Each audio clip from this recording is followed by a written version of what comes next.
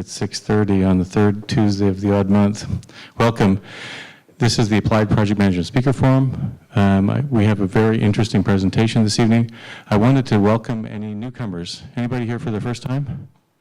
Fantastic. Oh, wow, look at all the newcomers. Jeez. Okay, well, I have some bad news. In May, we won't be having this. It'll be the first time in like 10 years that we're not going to do the third Tuesday of the odd month because we have the Project Management Symposium, which is a two-day deal. Just give you the dates here.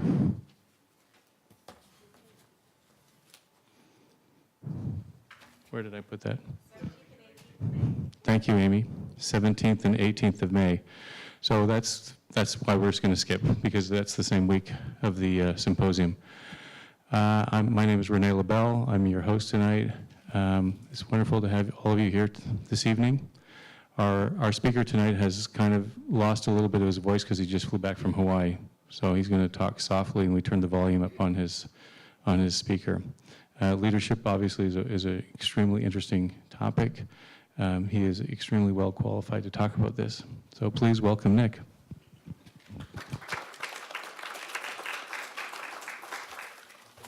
Thank you. I appreciate that.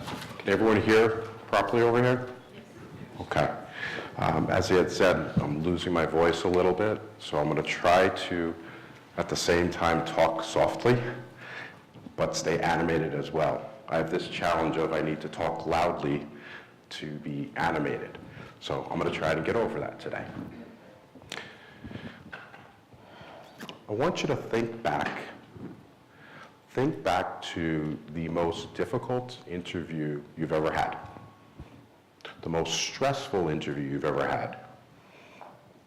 Perhaps that interview not only determined whether you'd get the job or not, but it would determine your next career path.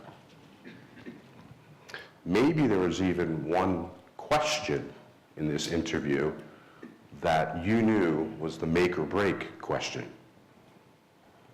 I had my such moment 20 or so years ago. I grew up in New York, went to college out on Long Island, Hofstra University. I did a Bachelor of Science in Computer Science, and then I went on to a pharmaceutical company to do LAN and desktop support. This was back in the days of Novell 3X. So I'm probably dating myself, but I was a Novell NetWare LAN admin. I did that for about two and a half years. The latter 6 months of my role there, I got involved in some process re-engineering work.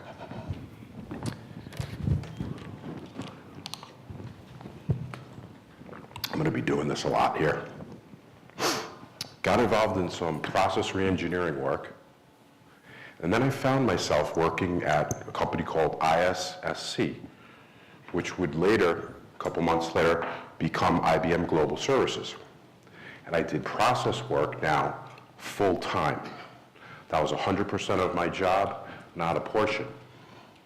Well, what I quickly found out is although I enjoyed process work, I did not enjoy it full-time. I hated it full-time. However, I thought what the project manager were doing looked really interesting. So I did what maybe some of you would have done. I read as much as I could on the topic. I talked to as many project managers as I could, got their feedback. I went to as many seminars and conferences as I could, just like this one, like some that PMI puts on. I also took as many classes as I could take. IBM was great with that. You could take classes in whatever you want. And lastly, I made my interests known. 3 months later, I found myself sitting in the office of the director of the PMO at IBM Global Services on an interview.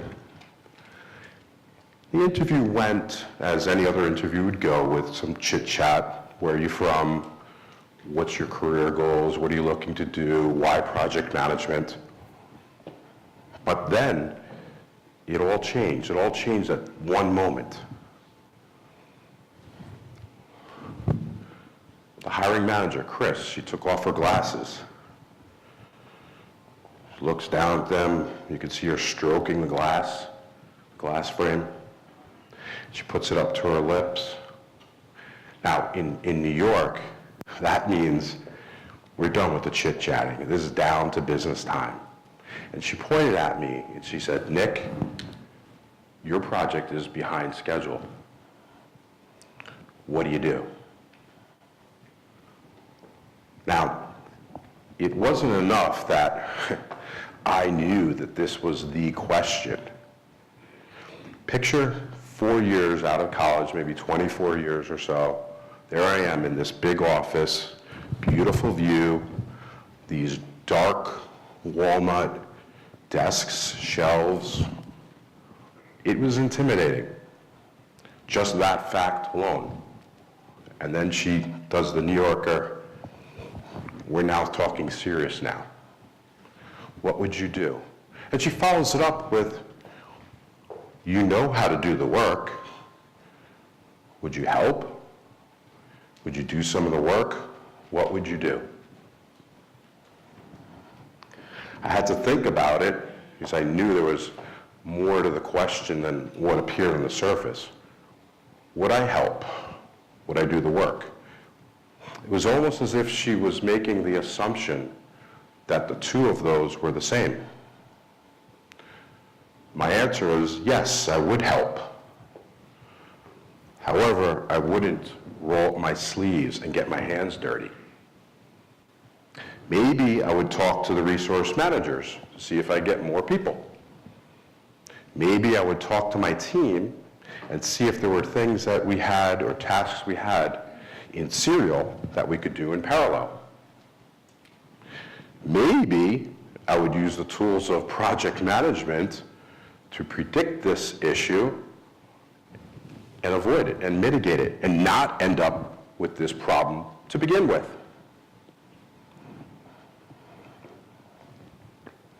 What do you think she was after? What do you think her reason for that question was, or her concern? Anyone tell me? Maybe how dedicated you were? How dedicated I was. Problem solver. Problem solver, okay. What else? Check your knowledge. Check my what? Check your knowledge. Check my knowledge. Knowledge and skill set.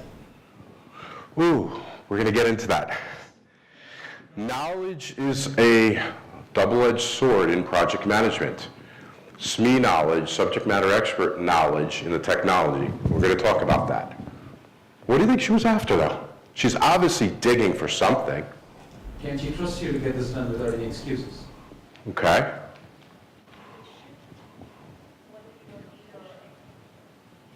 Say it again? Whether you're a leader or a Good, okay.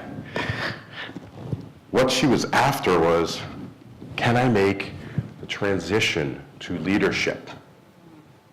Folks, all great answers. But if there's one thing I really want to sink in, it has to do with the knowledge. What made you great if you were an engineer in the past, if you were an individual contributor? That skill set, that knowledge is not what's going to make you a great project manager. It's certainly not a great project leader. It may help. It may also derail you. You should be the subject matter expert in what? Project management. Could I make the transition to leadership? In undergrad, I was Bachelor of Science in Computer Science. I had one business class. One. And during that class, the professor proclaimed that you could manage anything. A good manager, good leader could manage any type of department. A good manager didn't work 60, 70, 80 hours a week. I didn't buy it. It's probably half the class didn't either. Now my knowledge, my experience at that time was only an intern that I was doing. Doing an internship, doing IT support for a financial group. What do you think that group looked like? My manager. He was the manager of about 3 of us doing IT support. What kind of background do you think he had? IT support. What kind of a background do you think the controller had? Finance or accounting, right? The payroll director. You think he might have come from being a payroll clerk? Has a knowledge of payroll. So everywhere I looked, the managers had that knowledge. And they were also working what? They were working more than 40 hours a week. I didn't buy it. It wasn't until I started getting into project management and managing projects that I, to be quite honest, knew nothing about the technology. I worked for a company one day that they said, Nick, we got good and bad news. This was on a Thursday afternoon. I said, what is it? Well, you know that big security deal? We won it. And we sold you as the security project management expert. You start on Monday. I kid you not. Go pick up some books at the library, expense them, and we need you to know your stuff on Monday. Now, the good thing is, I knew to depend on my project team for those technical questions. But does everyone? Lead oneself, then lead others. Why are people working 40 or 60, 70 hours a week? You think they know how to delegate? Do you think you need to work 60 hours to be a good project leader? What's your opinion? Yes? No? No? Anyone think you do? I think when we look at project management and how we ended up in this field, we can look at it from a variety of different angles. I came through what I'll call the formal project management hierarchy, if you want to call it. Started as a junior project manager. I did internal projects for IBM. So my customer was just other departments in IBM. So if I messed up, it's upsetting, but it's not an external customer. Shortly thereafter, I did projects for the external customers, small projects.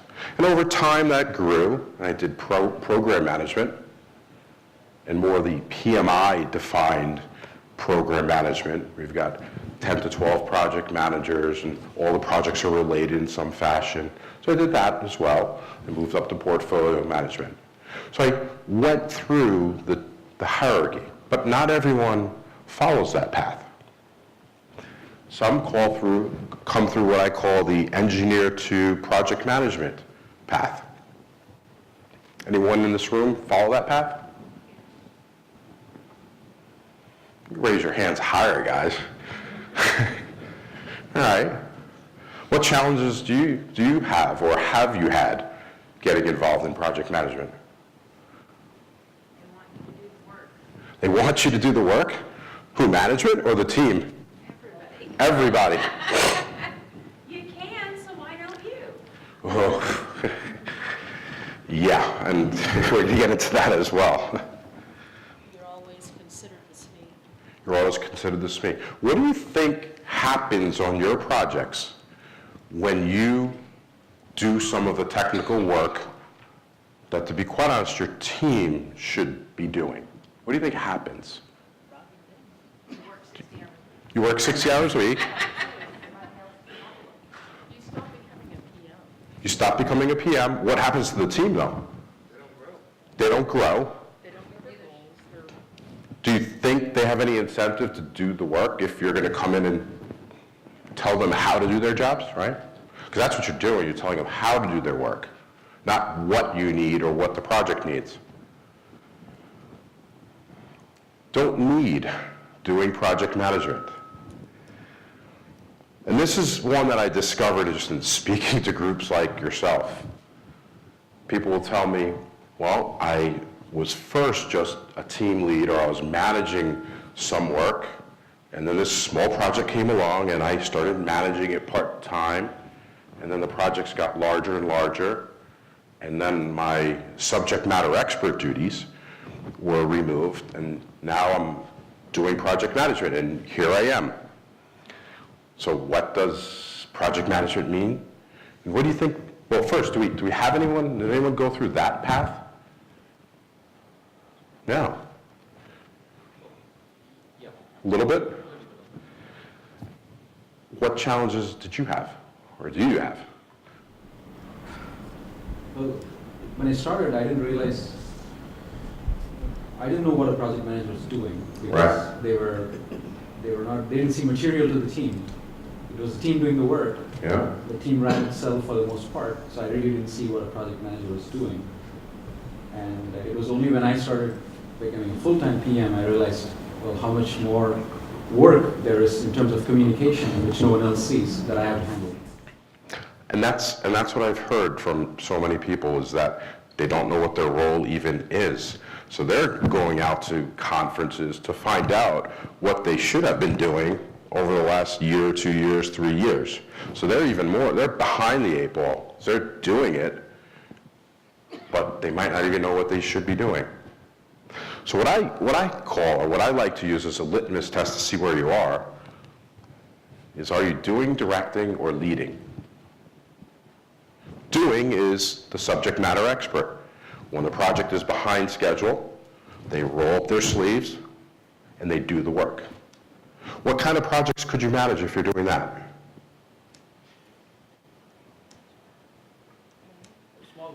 Small ones. What else? Small projects that you what? Come on, you're doing the work that you're an expert in.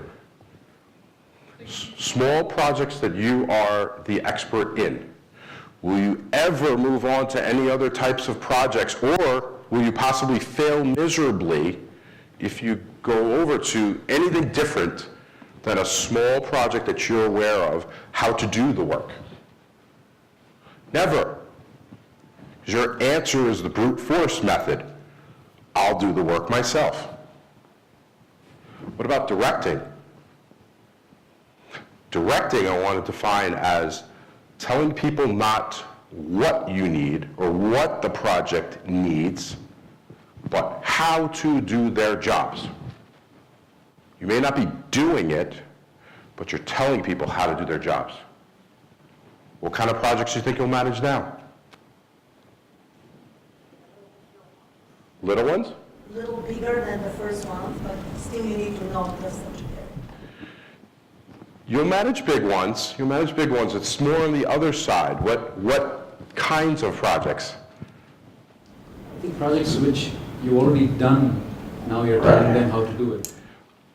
Bigger projects that you know, again, how to do the work. You can't direct someone to do the work if you don't know how to do the work. Leading is where we need to be, where it's more about what does the project need.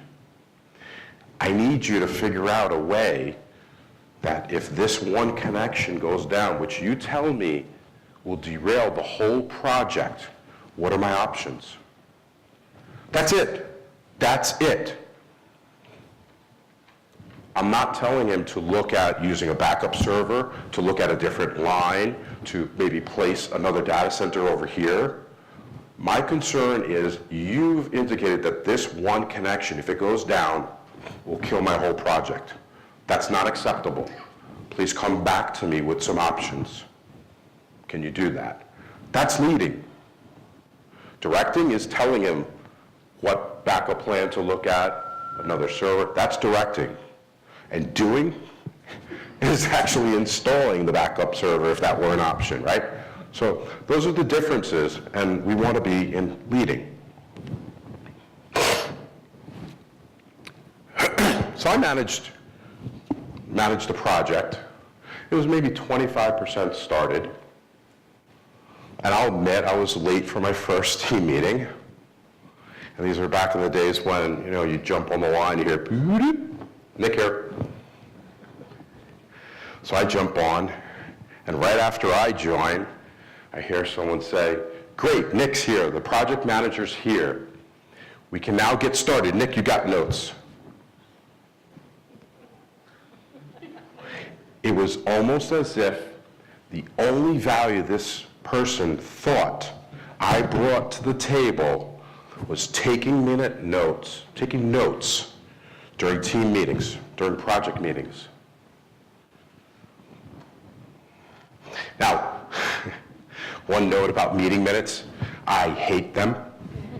Please don't use meeting minutes. And I'll define meeting minutes as Mary talked to Sue and said that we need a backup plan, and Sue says I have to talk to Walter, and Walter's going to go ask for the funding.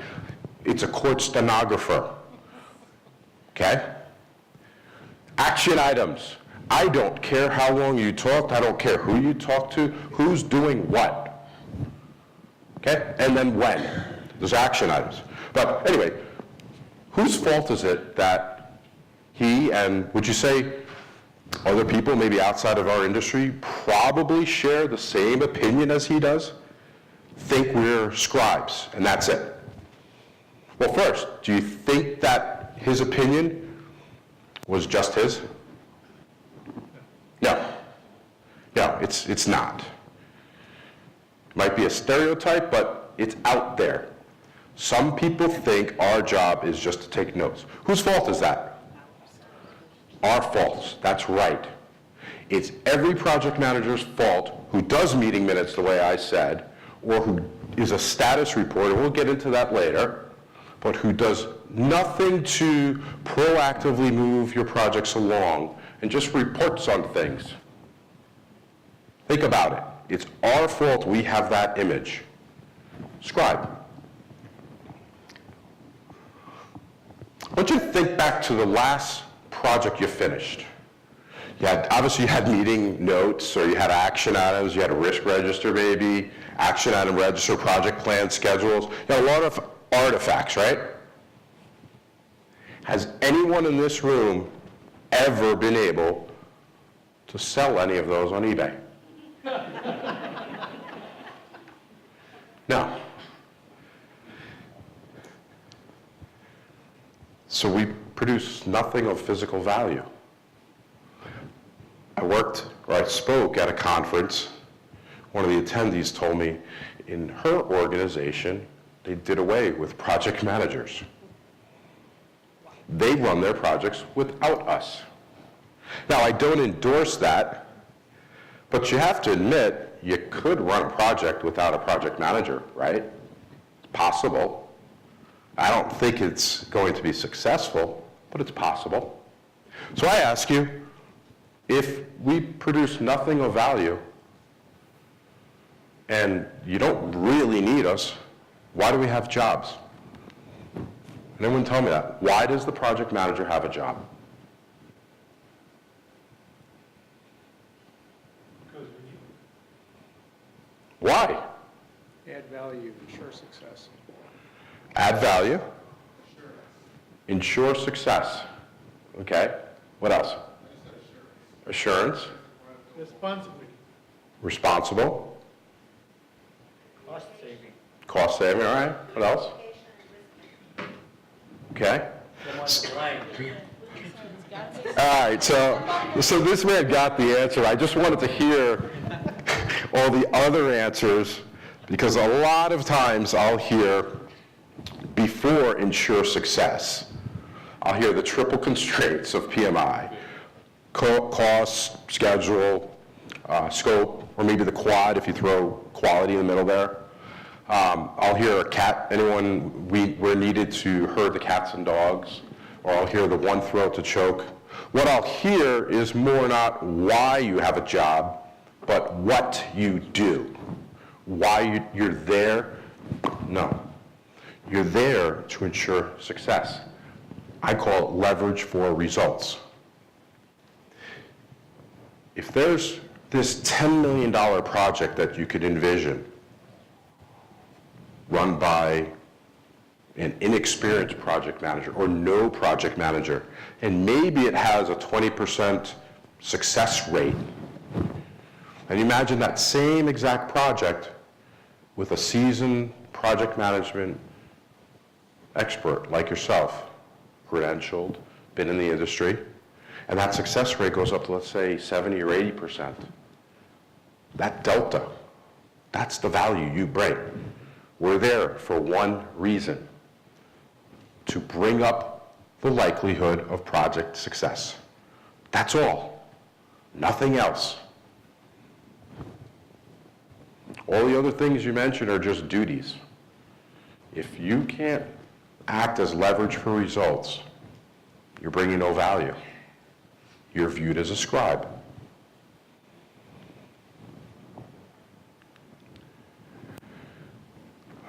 So if our value is to bring up the probability of success, of course, well, what is success? Can anyone describe a successful project to me? Customer satisfaction, Customer satisfaction, okay. on time, on budget. On time, on budget. You're missing one. Will I get through without killing the major stakeholder? That's going to be part of the answer. Maybe not worded that way. I think it's a little bit more basic than everything we've said, though. Well, the sponsor says success. The sponsor. Ooh. I guess it depends what kind of project. I do a lot of commercial project management. I'll give you the answer. It's more basic than that. Did the customer receive what they expected, when they expected it? Did they pay what they expected? You see, I'm using the words expectations and heading. If I'm the customer and I expect a 5-bedroom house built, but my contract only says 4, and I keep talking like I'm getting 5, and you don't correct me, who's at fault? So it's expectations, and those expectations may not always be the contract. They may not always be what is your scope. It's your job to manage their expectations, to bring them in line with what they've actually paid for. So if they paid for a 4-bedroom house, yeah, we'll put the 5th bedroom on, no problem. What do you think we call that? Change order, change request. And I want to expel this notion as well. In project management, I expect you to love change requests. You're probably saying, wow, this guy never had experience as a project manager. I've never heard anyone say they love change requests. If you're in the commercial environment, bringing in more revenue, do you think your company appreciates that? Here, it's going to cost $30,000 more for that 5th bedroom. Here's a change order. You want that work? Sign and we'll do it. Typically comes at what? Do you think it comes at the same margin as the original deal? No, it's higher. What do you think is more worrisome? If you don't put that change request in front of the customer, what do a majority of the project managers do? They will eat the cost and they what? They build the 5th bedroom anyway. Brilliant. Brilliant. You guys can sell change requests. You guys can sell work at 0 price to the customer. You're a genius. Should anyone be patting themselves on the back for that? No. It's hard to sell additional work, sell additional value, get paid for it, and still have the customer and you have that relationship. But that's what you need to do. That's part of the art of project management. So did they get what they expected? What about your team? Does your team always produce as well as it should? No. So it's not just the customer's expectations that sort of need to be reeled in sometimes. Sometimes they're right. I expected more from your team and I'm not getting it. And you need to reel in your team. I say it's about the destination and the journey. I really mean that. I did project management for 18 years, and now I do services sales for for projects that are similar to what I managed. It's not until now that I fully understand what that one line means. Does delivery help future deals? Is anyone in sales here? We're all in sales whether we know it or not. That's right. You are. You are. I've sold to new customers and I've sold to existing customers.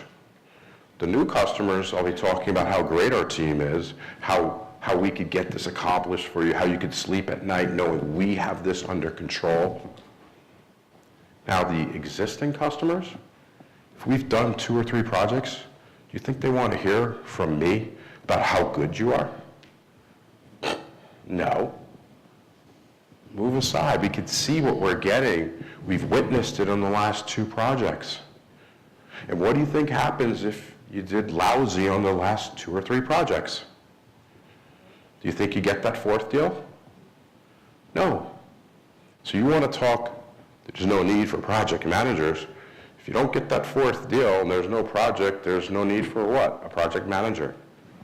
There goes our jobs. So you're all in sales.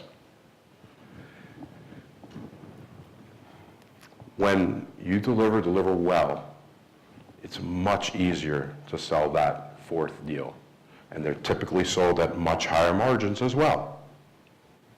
So I want you all to think that it's not just hitting the milestones when you need to. It's at the end. Does that customer appreciate you? Do they want to work with you? And I say we can end with one question for success. Do both parties want to do business again?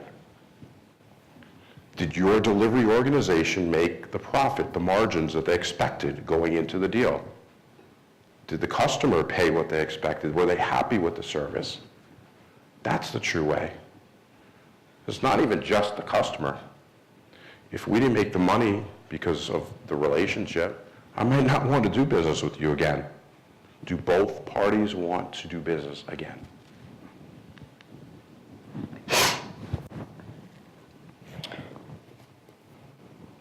I worked for a large telecommunications equipment provider.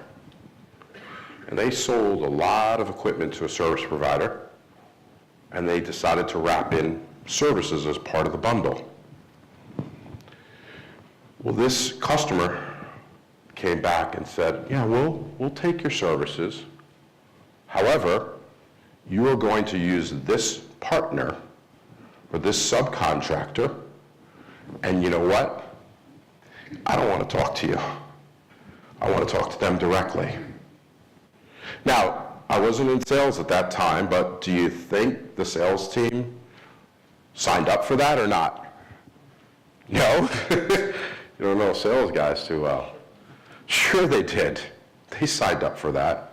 So I want you to picture the first 2-3 weeks on this project, I was in my project team meetings with the customer, our contractor, and my team.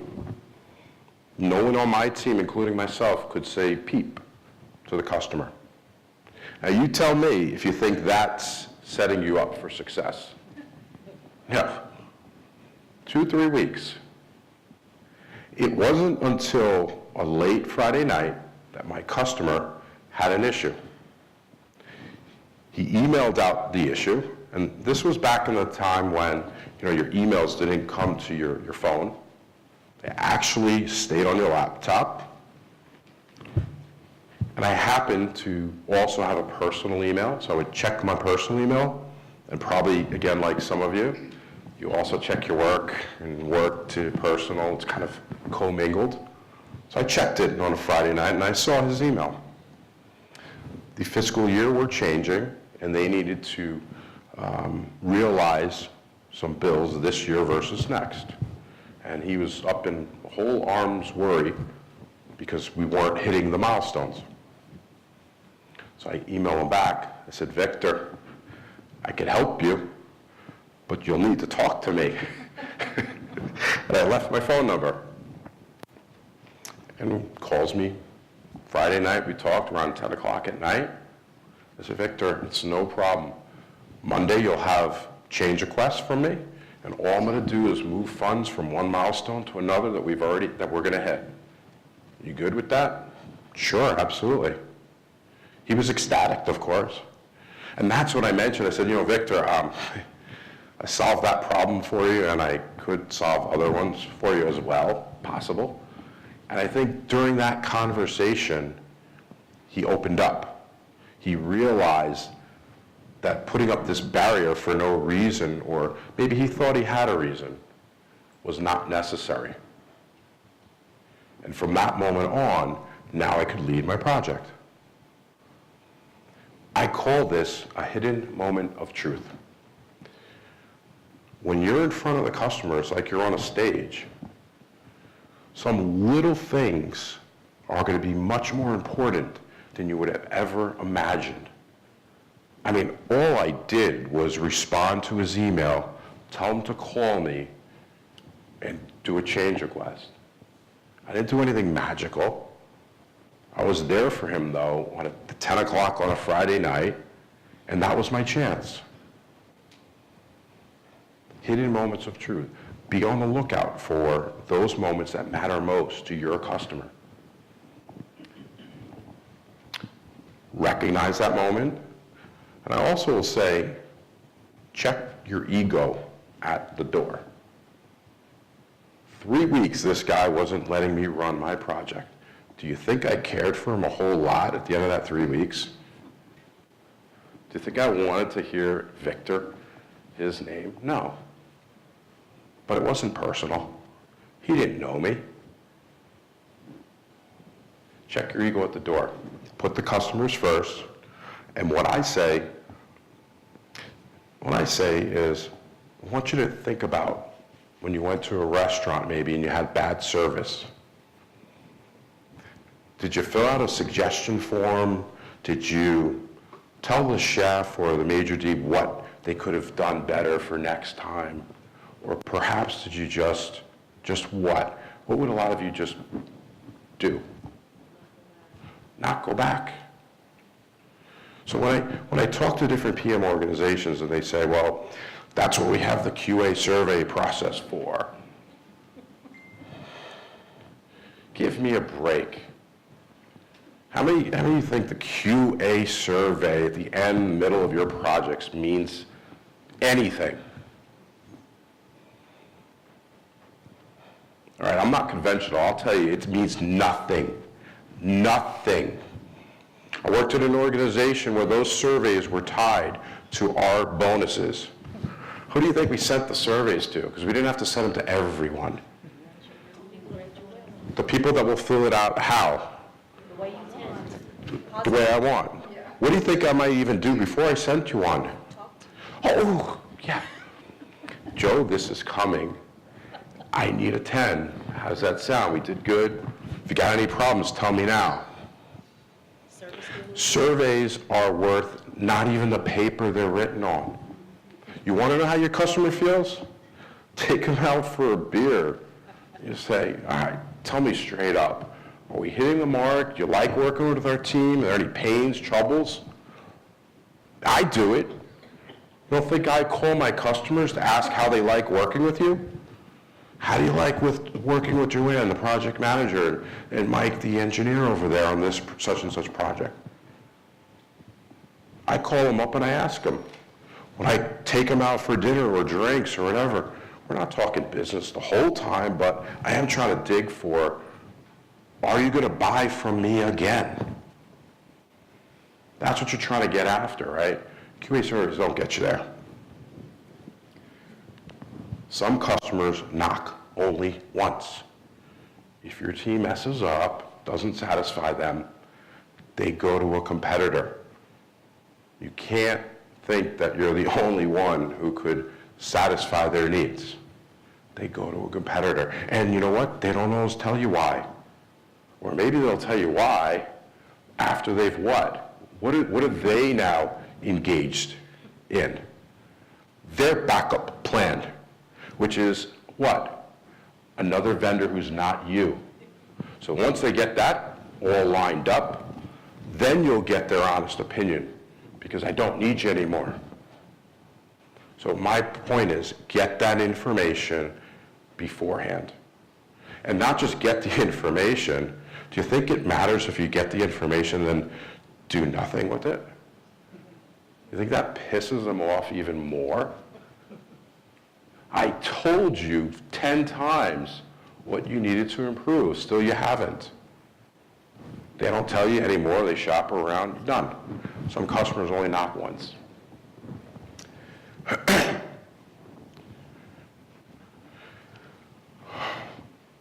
When I was managing projects, I could almost foresee the problems and the issues, because they would all fall into the same sorts of categories.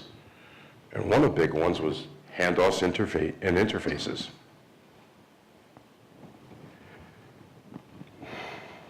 I have 3 kids, and I'm married.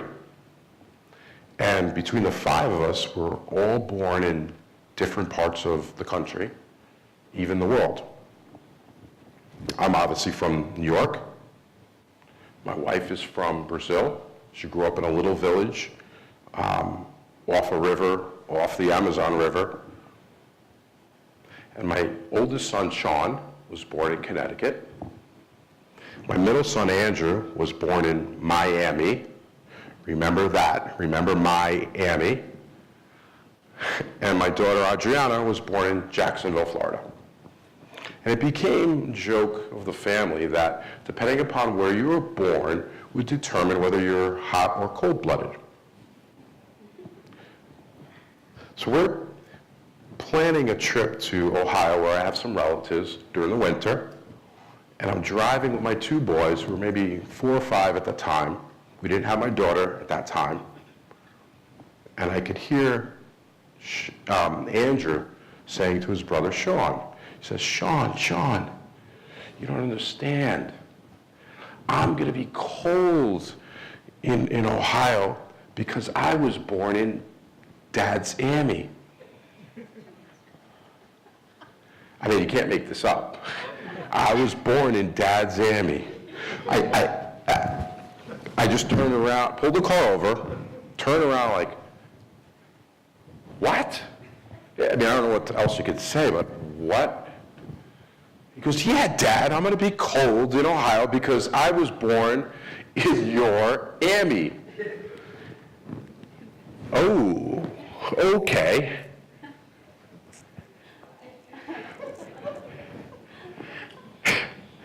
He was born in Miami. I had been saying Miami. What he heard was that I have an Ammy somewhere, and he was born in it, and that's why he's going to be cold. I mean, and that got me thinking, if my son could confuse Miami and Miami, just about anything could be confused, right? As our projects get larger and larger, and as our teams get more specialized. Specialized meaning the work that used to maybe have been done by one person. When I did IT support, we installed the servers, the laptops, the desktops, we put the operating system on, we put the applications on, and if it didn't work, we did the IT support afterwards, we administered the accounts, the passwords, we did everything. Now, that's probably about 10 different teams, right? What is every time one team needs to give something to another team? That's a handoff. And how do you ensure that what I'm putting together is what you're expecting to receive? It's very difficult. Very difficult.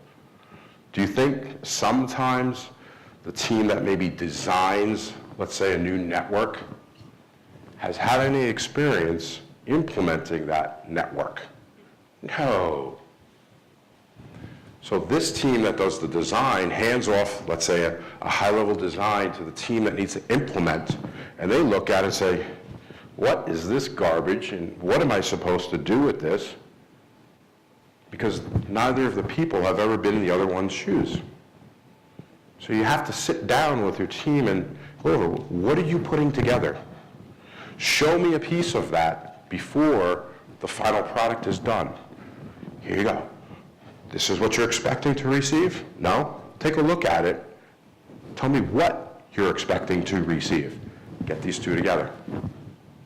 And with the teams, when they're, now of course we're going international, and all these specialties, the handoffs are just growing exponentially. Communications is the biggest problem on projects. But here's a tidbit. Does it take any kind of expertise to really solve this problem? It just takes asking questions. That's it. It's playing Columbo. What do you need? What are you producing? And you're pulling it together. But communications, pay attention to that.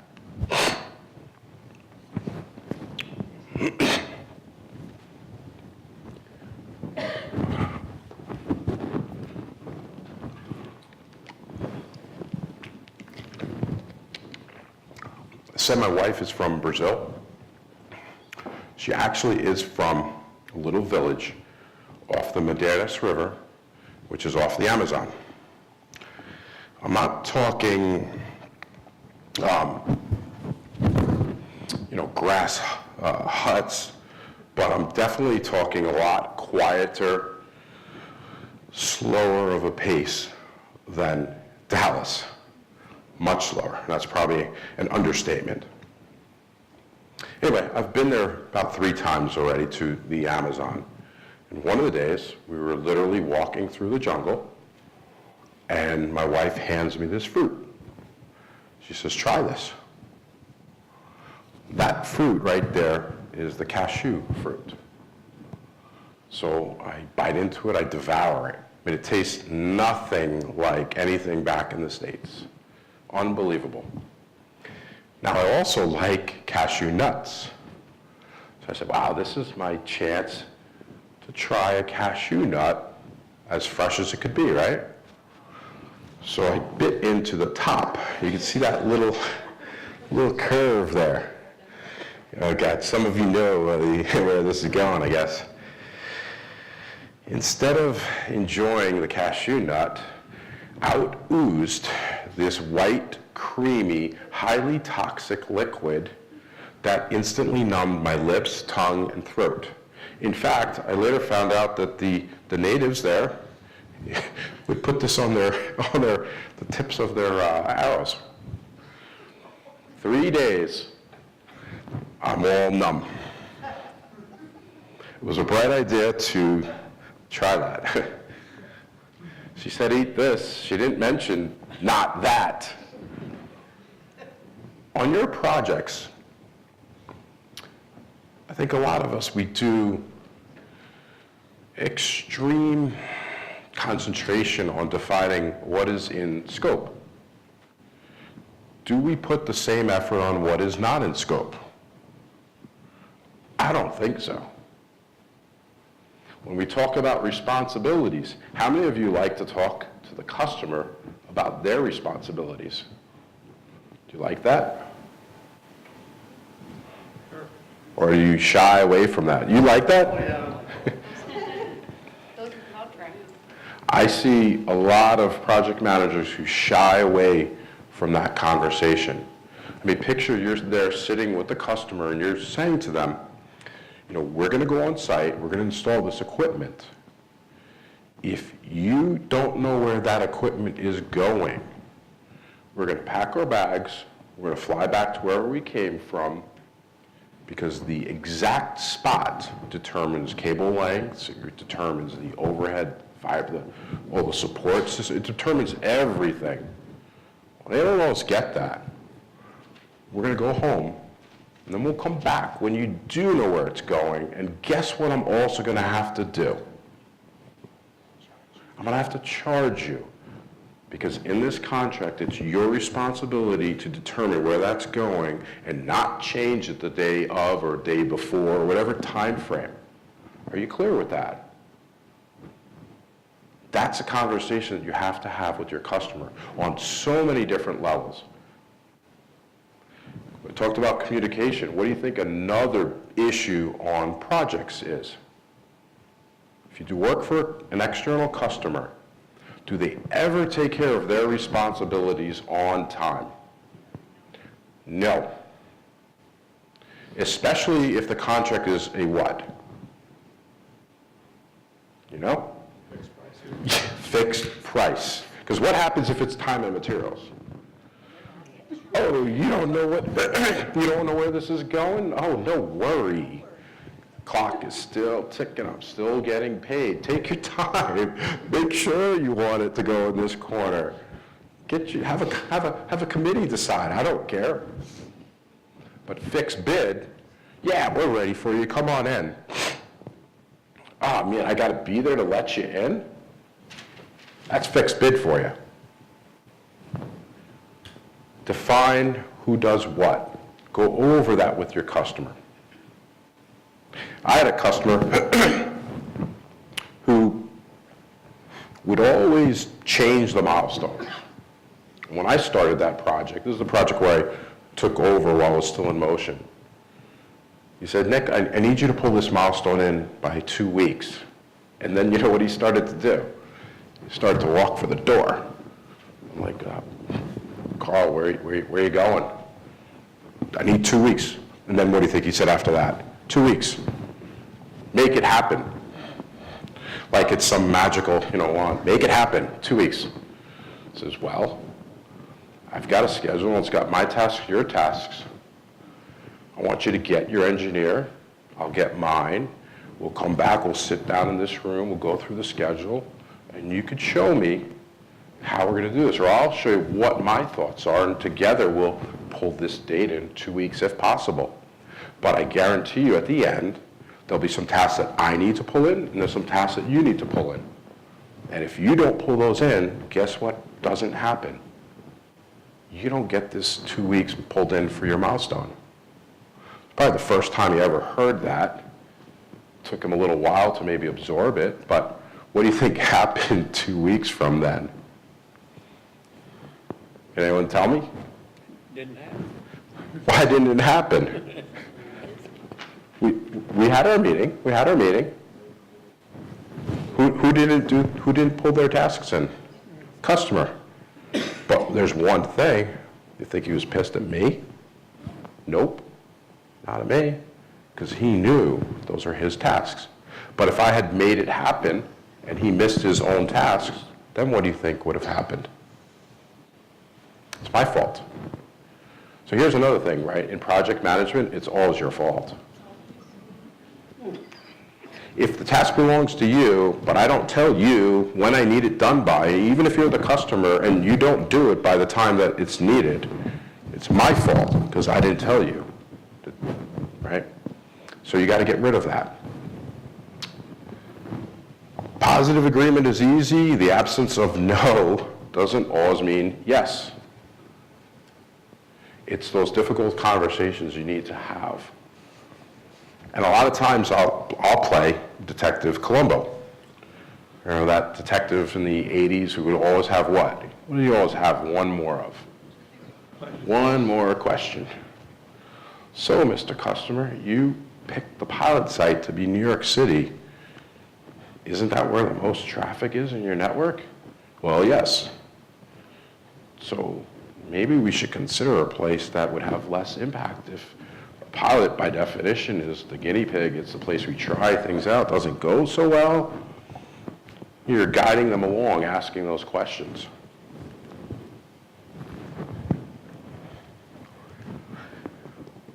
Another reason we maybe deserve our scribe reputation is because there's a lot of what I call status reporters out there. Those are the people who love the red, yellow, greens. The project is yellow, it's red, or it's green. Last week we might have been yellow and now we're red. Let's say you're red this week. I want to ask you, well, what were you last week? You're yellow? Yeah. What did you do to keep the problem from escalating? If you're green last week and red this week, what happened? Was it just an act of Mother Nature that something sprung up you had no idea was going on? The status reporters are the ones who tend to report on the status, and then what? Do nothing about it, nothing with that information, almost as if they think their job is to produce these nice little reports and hand them off to their manager, who maybe only looks at the color codings. Folks, there's a lot out there like that. There's a lot out there. I've 18 years I was in the industry, and I saw a lot of project managers from within, from the customer side, all over. Status reporters are out there. Where I want you to be has a little bit of irony. I was managing a project. Things were going well. We're hitting our milestones, financial milestones, schedule's on target, the budget is looking good, everything was going fine, the customer is happy. And I got a call from my manager. And again, we chitted a little bit, chit-chatted. Finally I says, you know, everything's going really well. He goes, yeah, I know all of that. I know the project's going well, all smooth. Then he says, Nick, I need to what? I need to steal some of your cycles. Has anyone heard that? Steal some of your cycles. What does it mean? I need to give you more work. What makes him think I'm not busy? Everything is green. Because what? The project is on schedule, everything is green. How did it get that way?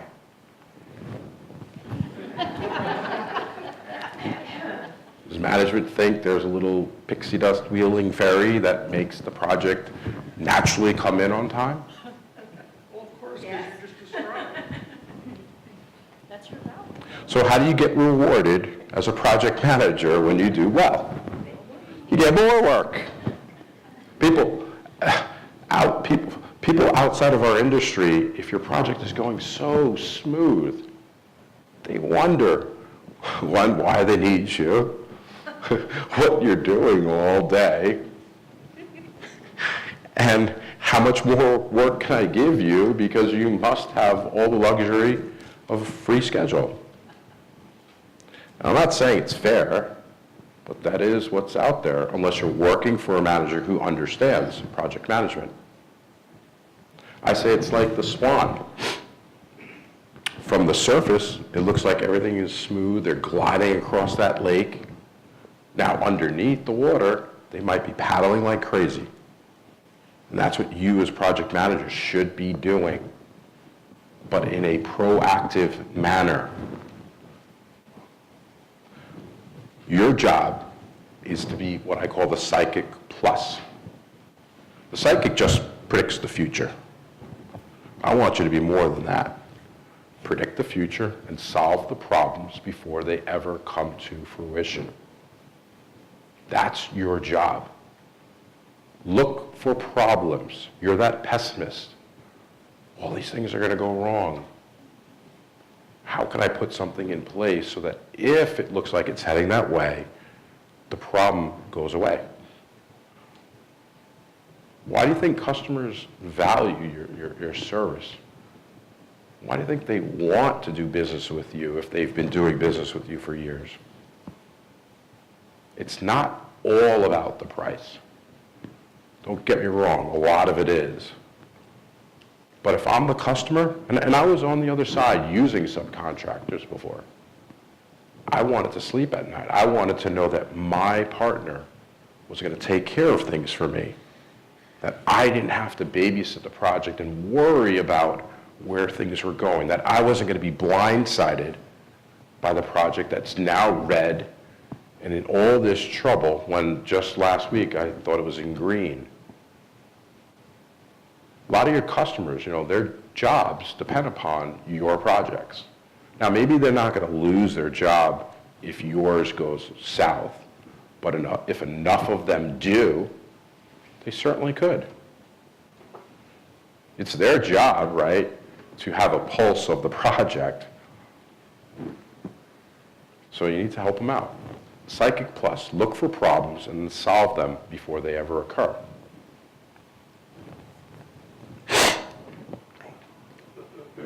Success is not by accident. How many of you have finished your projects? Maybe you're doing lessons learned. You're all around in that big conference room talking about how the project was delivered. And you just what? You sit there and say, you know, we were successful, but I have no clue what we did to actually bring this project in on time. Does that ever occur? No. There's always something you did to bring about success. So you're not just going to stumble into project success.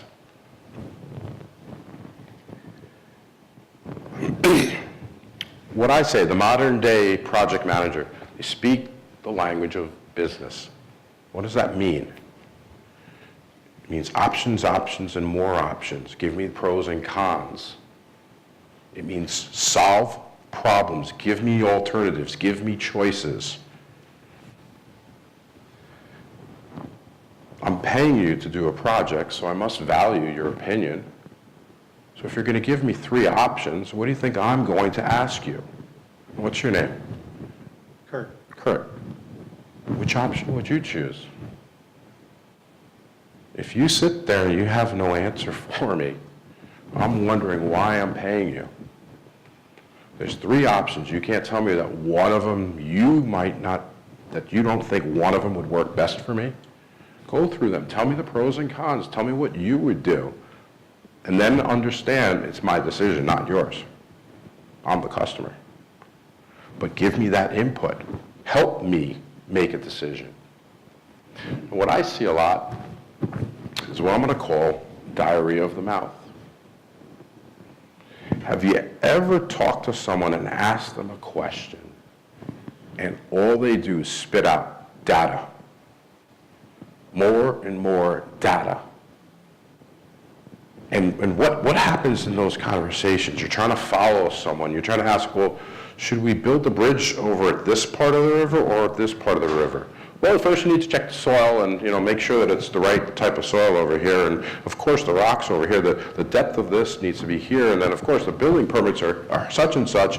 And what happens? Your head goes back and forth and it gets dizzy.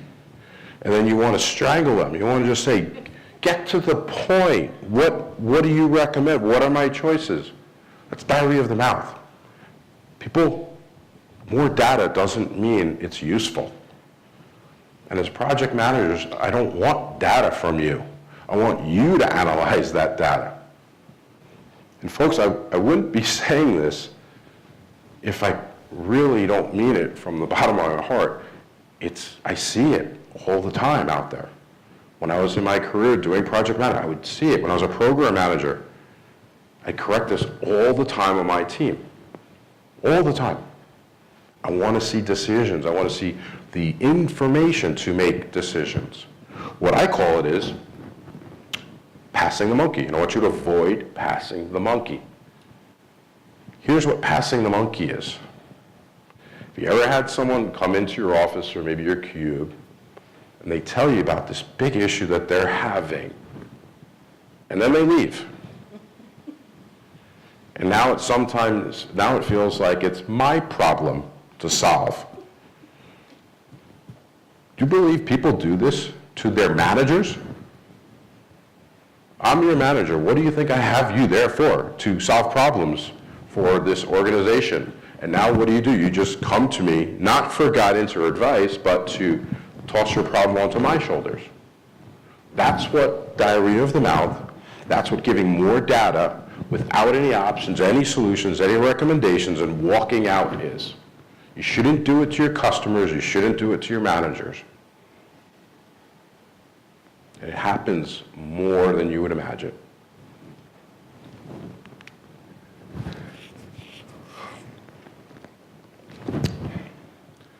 SpongeBob and Patrick were going for a walk. Going for a walk in Bikini Bottoms. Yes, I have kids, so that's why I know the name of the city, or the name of the underwater village that they live in. Going for a walk. And off in the distance, they spot a bear. And the bear starts running after them. SpongeBob goes up to a log, puts his foot up there and he starts to tie his shoelaces tight. Patrick looks down at it and says, SpongeBob, what are you doing? Do you really think tying your shoelace is going to let you outrun the bear? SpongeBob looks up at him and goes, Patrick, old buddy, old pal, I don't need to outrun the bear. I need to outrun you.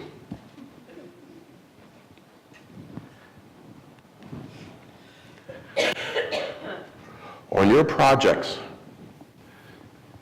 if the personal goals of your team are not aligned to the project, at the first sign of trouble, they'll be running for the door. They'll be tying their shoelaces and getting out of there.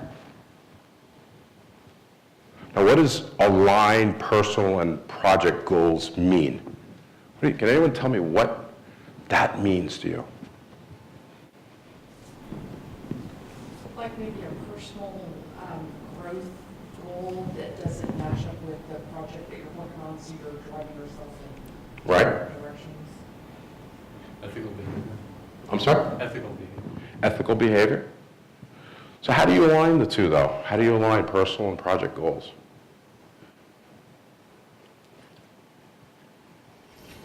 Well, you have to try to, I would think, try to see how the project can help you reach your personal goals. Right. What about it aligns?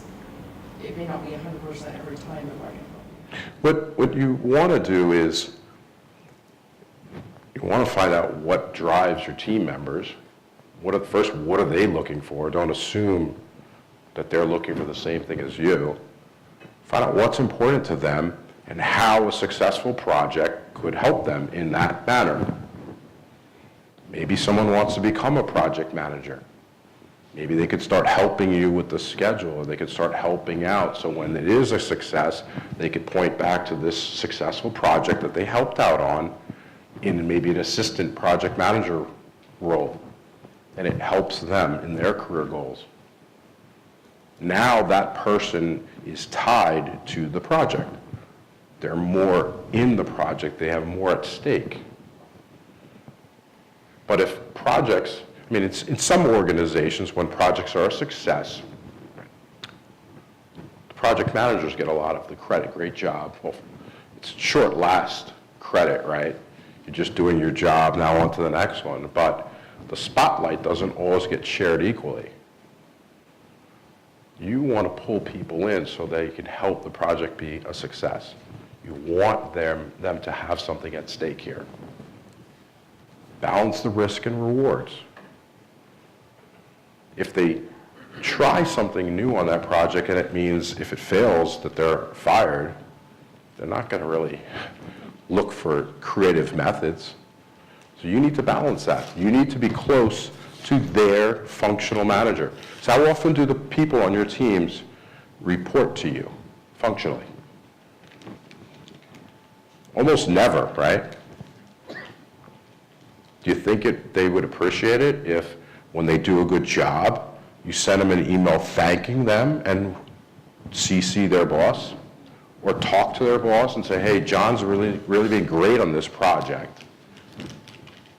You could do that. But so many PMs don't. You need your team aligned to this project goals. And I ask, if you don't do that, will you have a team? No. I say you have a group of SpongeBobs.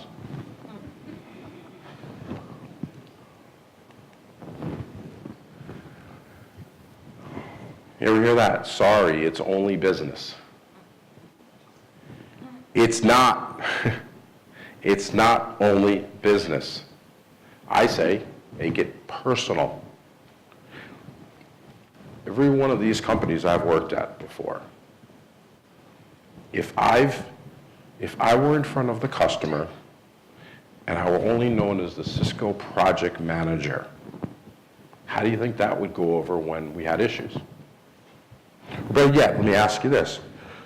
You have issues with your car insurance, and you call the guy up call Century 21, any insurance company. How easy is it for you to get aggravated or escalate your feelings with the person on the other line who you have never met, who you have no relationship with. Pretty easy, right? So when you run projects, why do a lot of PMs never engage on the personal side of things? How many of your dinners with your customers are spent talking 100% about the project? Make it personal. I've got 3 kids. I like to bike. I like to work out. My kid's on the soccer team. Oh, yeah, so is mine. How old's your daughter? Oh, she's 6. Oh, is she doing dance? Yeah, she's going to do ballet.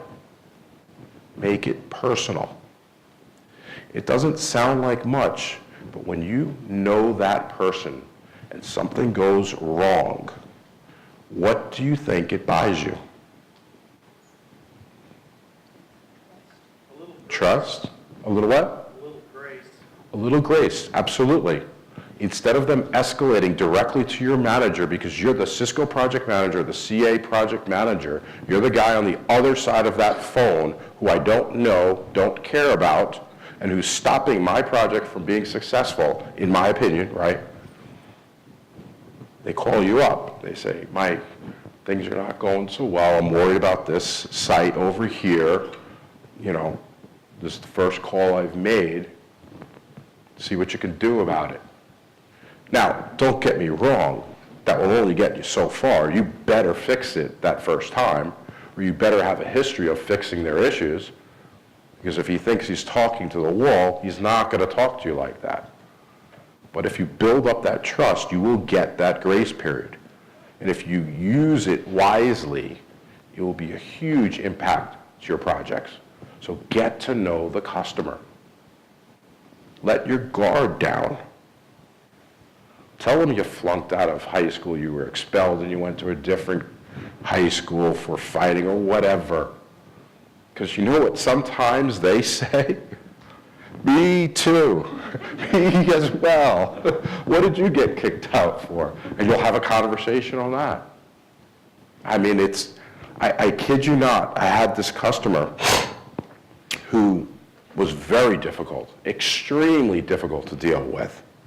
And we had this big meeting that we were going to, big auditorium like this, no seats left.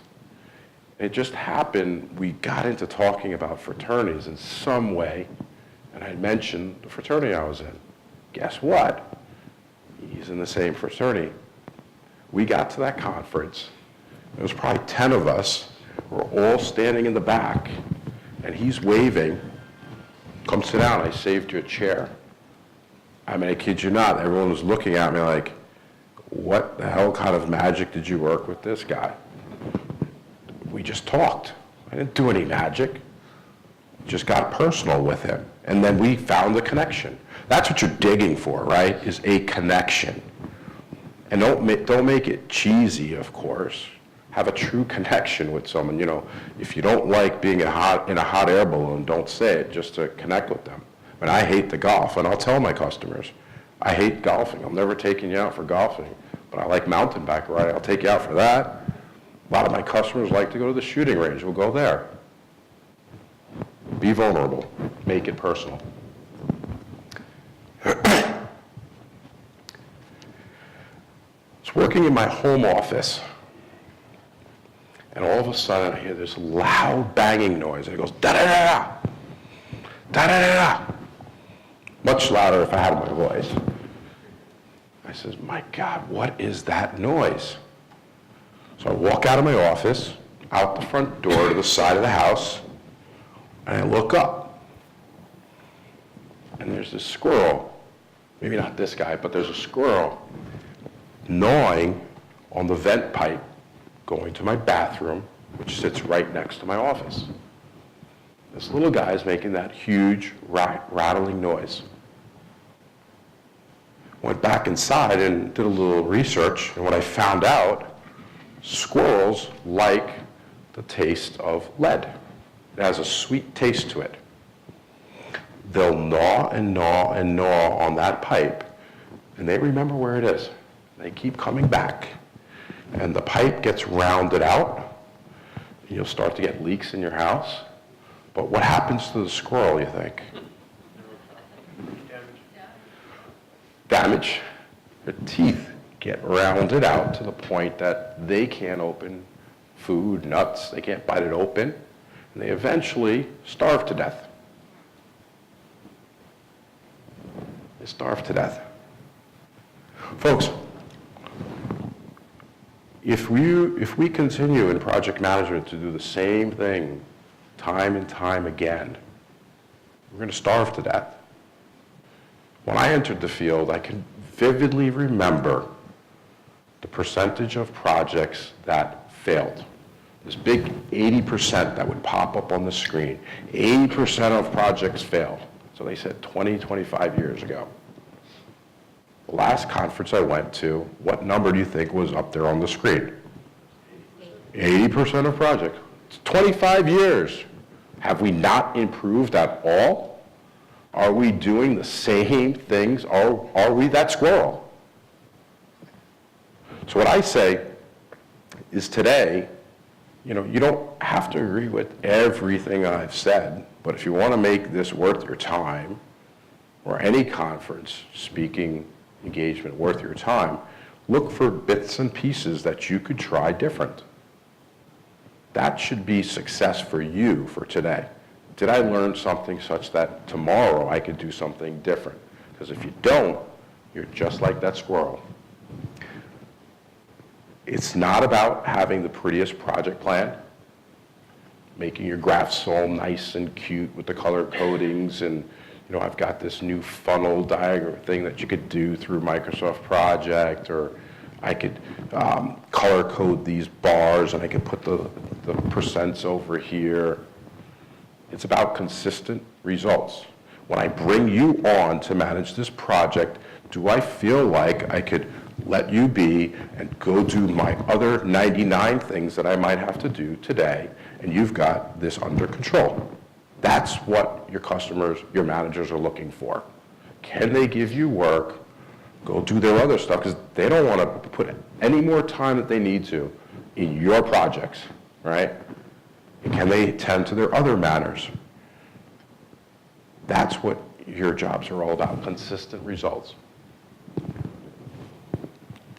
So I say, try something new tomorrow. That's the end of my prezo. I also happen to have a book that I published last year. It follows along the same format as me speaking.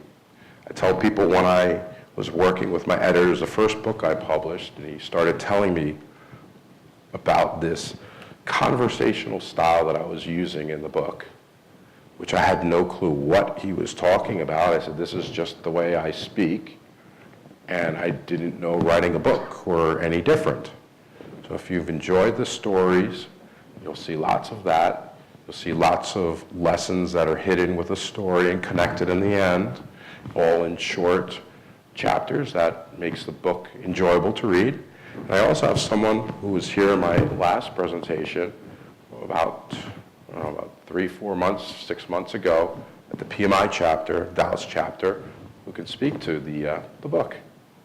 Anything you want to say that you enjoyed the book, or? Yes, I No. read Nicholas, was October, right?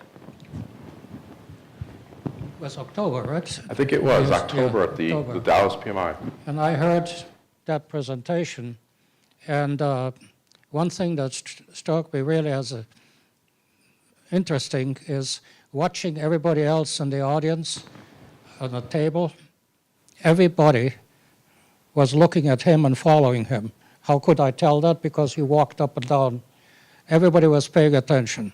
And then I got the book and I went through it, and I have to confirm what you said just now. It's really worthwhile. It's a good, let's say, a handy tool, just much better than taking notes during the meeting.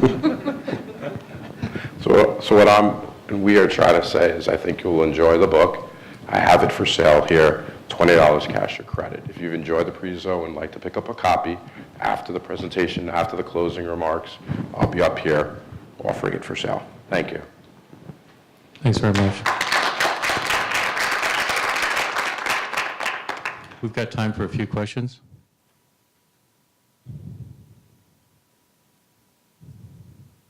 Oh, okay, no questions. Very good. Thanks. Oh, you want it? Clint, go ahead.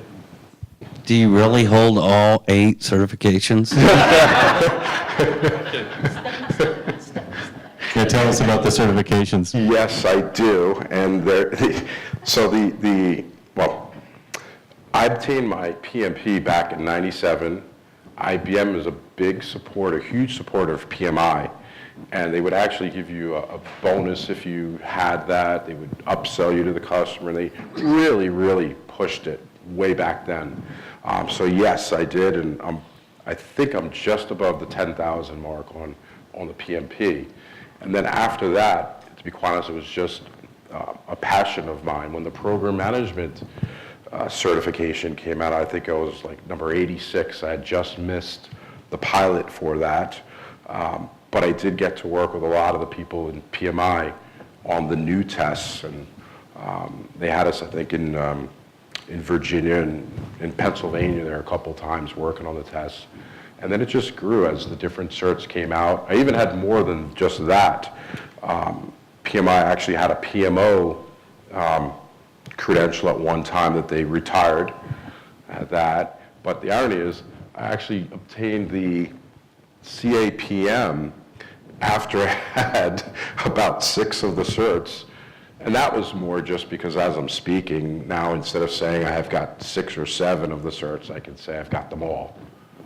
You know, I will say that's the reason I did that, but the others were more just for a passion. So yeah, I do have them all. There was another question over here. Yeah. Did you have a question? You had a question? Here, may I give you the mic? This is for the video recording. Thanks. You mentioned predict the future. You know, you give them options and everything.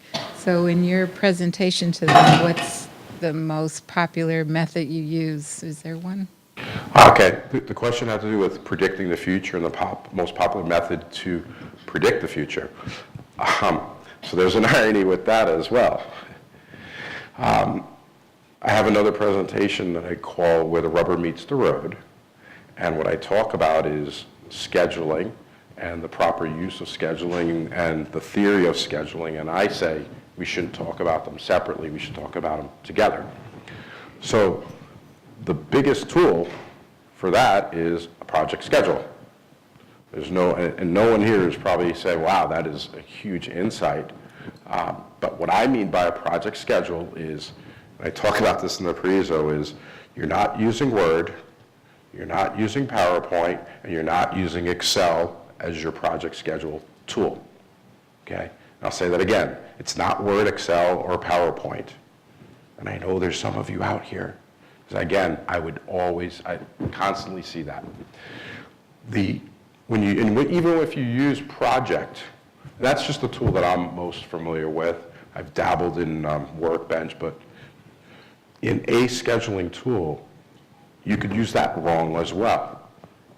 It's not the tasks that are important. It's the links between them. It's the successors and the predecessors. That's what is huge.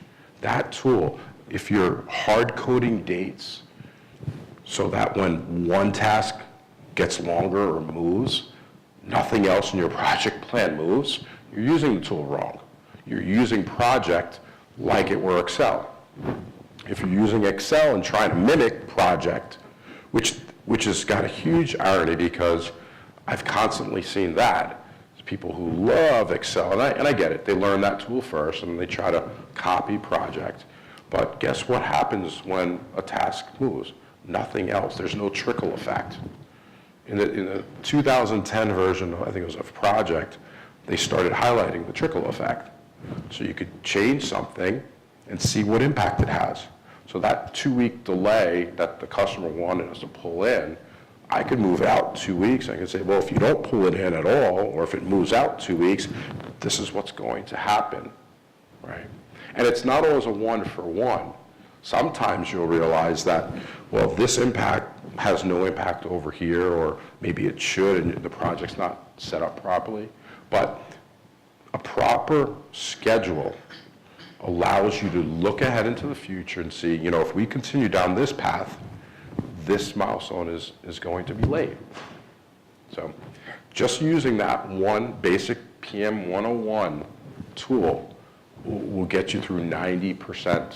I mean, there might be some who are at that level, and then you might say, well, you could use, let's say, a Monte Carlo analysis, which is just an automated tool that runs through your schedule, and you give it some parameters, and it varies up the durations. And then it will spit out, you're this likely to hit this date. That is for like the 10% or the 5%. The 90%, just create a decent project schedule. I would have reports that I would run that would kick out any task that didn't have a predecessor and a successor. Because if you've got a project, I would literally put project start, project end. If I do that, there's only 2 tasks that should not have both a successor or a predecessor, right? Think of a task, and if there's no successor, why are you doing it? If there's no predecessor, start today. I can't. Well, your schedule's not done properly. So, yep. I have a question. Okay, here, let me just bring the mic over. We'll give you the last go on the questions. So have you been on projects where you're working with, have you been working on projects where, you know, you work with different teams and you hit a team where your main resource is not in line with what you're trying to do because his manager has a different agenda? And your manager is saying, well, you're the project manager, you need to take care of that, and you're not kind of stuck between. It's kind of an environmental thing, I think, and a political Yes. thing. So how did you deal with that if you had something like that? Yeah, so I had a customer who would design the network, okay, the service provider. And the design team was closely aligned with marketing, okay? And they wanted to put out, I think it was like a speed tiers service. Okay, they had a service that they wanted to sell to their customers. They designed the whole network, and then they now pick a pilot site and start working with the different data center owners to implement the solution. So tell me how you think that design team was rewarded. What do you think drove them? What would be a metric you would measure the design team if they're aligned to marketing?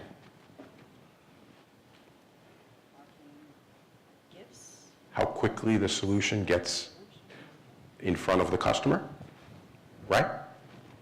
If you've invented this new marketing program and it brings in revenue, every day that it's not out there, you're what? It's opportunity lost.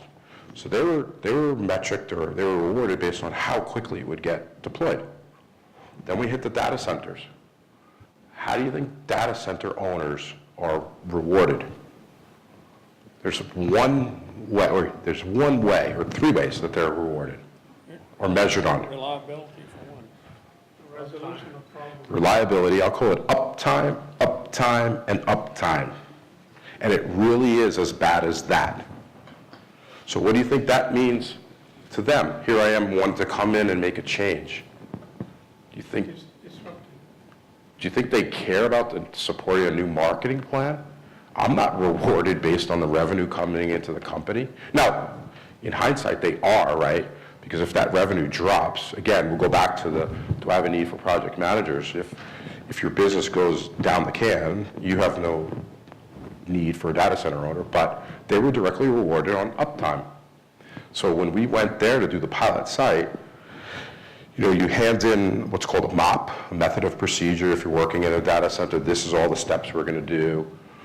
Do you think it was correct the first time we gave it to them? No. You think it was correct the 4th 5th, 6th, 7th time? Do you think they wanted every single detail down to the person who's going to be in there?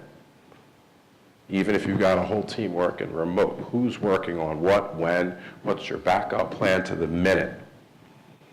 What do you think they're doing? They're stalling. They don't want you in there doing any change, or if you're going to do any change, you better be darn sure nothing goes wrong. Now, don't get me wrong, you're not going into someone's network to bring it down, but there is a point when all that extra effort to ensure nothing happens is a huge cost burden. Eventually, we did try reasoning with them, found out that design and the data center owners, they had a common manager, common director, and we ended up having to go to that level, say, you know, help. So, no, sometimes your teams are not aligned. They are definitely not aligned. What I would suggest is you pull them aside one-on-one, never confront in a meeting. That will never work. You pull them aside, and again, you be just honest, brutally honest with them. This is what I'm seeing. This is what I'm here to do. This is what I'm trying to accomplish. What are your objectives? And they might tell you, Nick, I'm only rewarded if this site is up. Every minute you take it down, it's money out of my pocket. My kids are in college. I need to pay for that. You will get their true, honest answer if you build that relationship that I was telling you about. I think, is there any time for more questions, or are we good here? We're good? Nick, I wanted to thank you for a great presentation. I want to thank all of you for coming this evening, and let's give them a round of applause. Thank you.